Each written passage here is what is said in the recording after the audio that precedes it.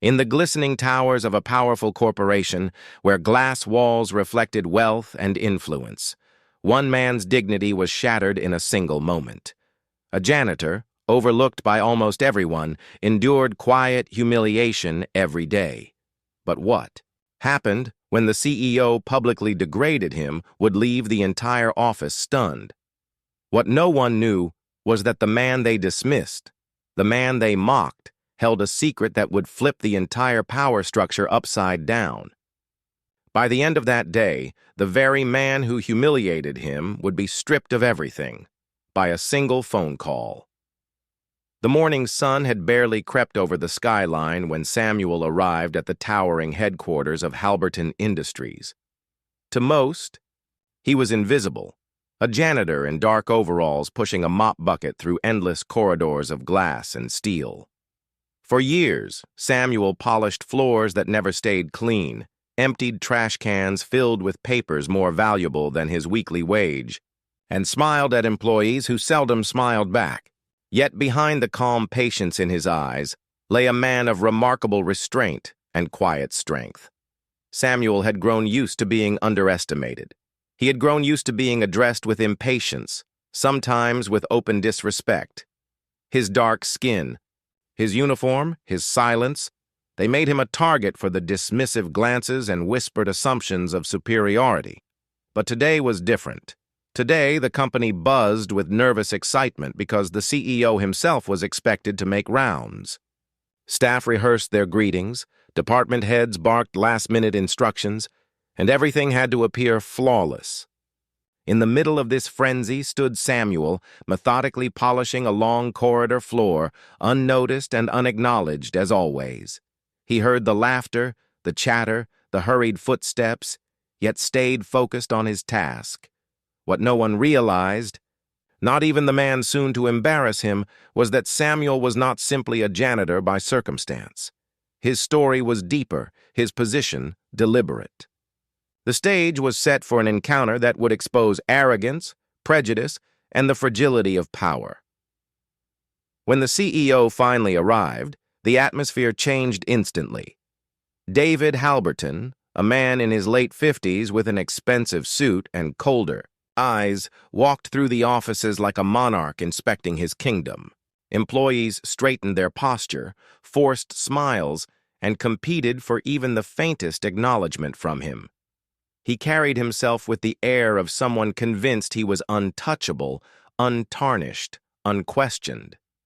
As he strode down the corridor, he noticed Samuel bent over, wringing out a mop.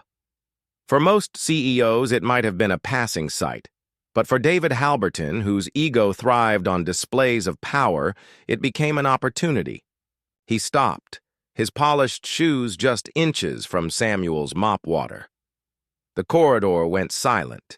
Every employee nearby froze, their eyes darting between the CEO and the janitor. David's lips curled into a smirk. He made a show of gesturing toward Samuel loudly enough for everyone to hear. "Look at this," he said, voice dripping with disdain. "We hire people to shine these floors, and somehow they still look filthy. Maybe if you spent less time leaning on that mop and more time working, you'd get it right." Laughter rippled through the gathered employees. Forced laughter, nervous laughter, the kind that arises when people feel they must side with power. Samuel stood slowly, the mop handle firm in his grip, his face unreadable. He didn't argue, didn't protest. He simply nodded politely and lowered his eyes. But David wasn't finished. He stepped closer, invading Samuel's space, and with an exaggerated motion, brushed imaginary dust off his own expensive suit. "You know, some people are just meant to clean up after others. That's all they'll ever be." The words hung in the air like poison. The employees shifted uncomfortably, but none dared to intervene. For them, this was just another reminder of hierarchy. The CEO at the top, the janitor at the bottom. Yet beneath Samuel's calm exterior, something stirred. He had endured prejudice. Before, swallowed insults to keep peace. But this public degradation, this arrogance, the humiliation was meant to crush him. but instead, it lit a spark. He turned back to his mop and continued silently. On the surface, he seemed defeated, the perfect image of submission. But deep inside, Samuel had already made a decision. The man who had humiliated him would soon face consequences far greater than embarrassment. With a quiet resolve, Samuel pulled his phone from his pocket later that day, dialed a number, and spoke words that would alter the balance of power within Halberton Industries forever. No one around him knew the truth, that Samuel was far more than a janitor.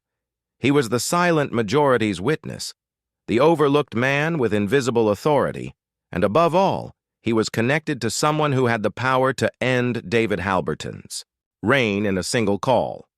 That afternoon, as the office carried on with business, David Halberton sat in his corner office, unaware of the storm about to descend. He reveled in his own arrogance, recounting the morning's lesson to his senior managers, amused at the discomfort it had caused. He believed the incident was over, forgotten like every other display of dominance he had orchestrated. But Samuel had already set the wheels in motion. His quiet call had reached someone on the company's board, someone with influence, someone who knew Samuel not as a janitor, but as a trusted confidant and longtime ally. For years, Samuel had intentionally worked in the shadows of Halberton Industries, observing the culture of disdain that trickled down from its leader. He had remained silent until the humiliation became too sharp, too raw, too blatant to ignore. By mid-afternoon, whispers circulated through the building. Executives were being summoned, legal representatives entered the building, and confusion spread like wildfire. Then came the announcement. An emergency board meeting had been called. David was furious at the interruption, but as he entered the boardroom, his confidence faltered. Around the long, polished table sat directors whose faces were grave, voices clipped with urgency. They presented documents, testimonies, and accounts, evidence not only of David's public humiliation of Samuel, but of years of misconduct, arrogance, and racially biased behavior that had quietly poisoned the company. The final blow came when one director, with measured calm, announced that the decision was unanimous. David Halberton was terminated effective immediately. The CEO, who had strutted through corridors hours before, was now stripped of his power in front of the very people he once commanded. And standing quietly in the hall, Samuel heard the verdict. He didn't smile, didn't gloat. He simply turned back to his work, mop in hand, as though nothing had changed, though everything had. The next morning, the atmosphere in Halberton Industries was transformed. Employees moved with a sense of relief. The tension that once suffocated the corridors finally lifted. For the first time in years, people looked Samuel in the eye, not as a janitor to be dismissed, but as a man who had silently altered the fate of their company. He continued his routine as if nothing had shifted, pushing his mop bucket, wiping down windows, emptying trash cans. Yet behind the simplicity of his work lay the undeniable truth. He had dismantled arrogance without raising his voice, without needing to demand recognition. What struck the employees most was not that Samuel had connections, or that his phone call had toppled a CEO. What lingered in their minds was the grace with which he carried himself, even when humiliated. He had chosen patience over retaliation, dignity over anger, silence over spectacle, until the moment silence could no longer serve justice. The story spread beyond the company, whispered in boardrooms and written in headlines. It became a quiet reminder of the cost of arrogance and the danger of underestimating those society often ignores. Samuel's life did not change in visible ways. He still wore the same uniform, still worked the same hours, but the weight of his presence was different. For every employee who had witnessed that morning's humiliation, the lesson was clear. Racism thrives on silence, but justice can emerge from the most unexpected places. And so, the question remains, How many more Samuels walk unnoticed among us, silently enduring, quietly observing, patiently waiting, until the moment they decide to turn the balance of power with nothing more than a single, decisive act?